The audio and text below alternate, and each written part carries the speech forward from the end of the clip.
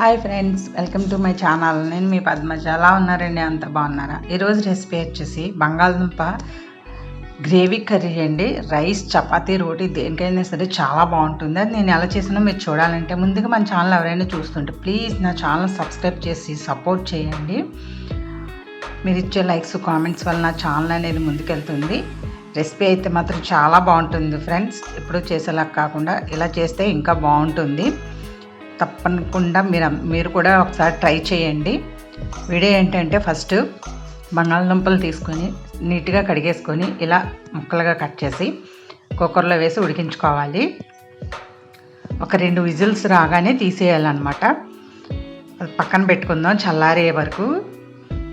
ఇప్పుడు స్టవ్ వెలిగించి కళాయి పెట్టుకొని ఆయిల్ వేసుకోవాలండి. ఆయిల్ ఎక్కువే పడుతుంది. పచ్చిమిర్చి, ఆనియన్స్ ఇలా పొడవుగా కోసి వేసుకోవాలన్నమాట. ఆయిల్ ఎక్కువగానే వేసుకోవాలండి. బంగాళదుంప కుర్మా అన్న బంగాళదుంప కర్రీకి కొంచెం ఆయిల్ ఎక్కువగానే పడుతుంది అనమాట. కొంచెం ఉప్పు వేసుకుందాము ఆనియన్స్ ఫ్రై అవ్వడానికి కోసం. వేసుకుని బాగా ఫ్రై చేసుకోవాలి.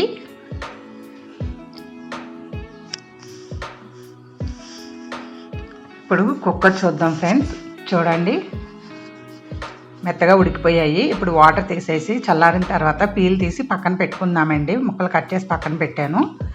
ఇప్పుడు స్టవ్ వెలిగించి మరొక కళాయి పెట్టుకొని కళాయిలో వేరుశనగ, ధనియాలు, బొబ్బరి పప్పు వేసుకొని దోరగా ఫ్రై చేసుకోవాలండి. ఈ 3 పప్పు కలిపి వేస్తే చాలా బాగుంటుంది అన్నమాట. చూడండి, ఫ్రై అయిపోయి చల్లారిన తర్వాత మిక్సీ పట్టుకుందాము. ఇప్పుడు ఆనియన్స్ కూడా బాగా ఫ్రై అయ్యాయి కదా, అందులో అల్లం వెల్లుల్లి పేస్ట్, పసుపు వేసుకొని పచ్చివాసన పోయే వరకు ఫ్రై చేయాలి. ఆనియన్ ఎంత బాగా ఫ్రై అవుతే అంత టేస్ట్గా ఉంటుందన్నమాట కూర అనేది. ఇవి చల్లారిపోయండి. మిక్సీ పట్టేసుకుందాము. జీడిపప్పు అలాగే ఎండు కొబ్బరి కూడా వేసుకుని మిక్సీ పట్టుకోవాలి. చూడండి, ఈ మిక్సీ పట్టుకున్న మిశ్రమాన్ని కూడా మనం ఆనియన్ ఈలో వేసేసుకొని అలాగే కారం కూడా వేసేసుకోవాలి. వేసేసుకొని బాగా కలుపుకోవాలండి. అడుగున మాడకుండా చూసుకోవాలి. అలాగే జీలకర్ర పొడి, గరం మసాలా పొడి వేసుకోవాలి.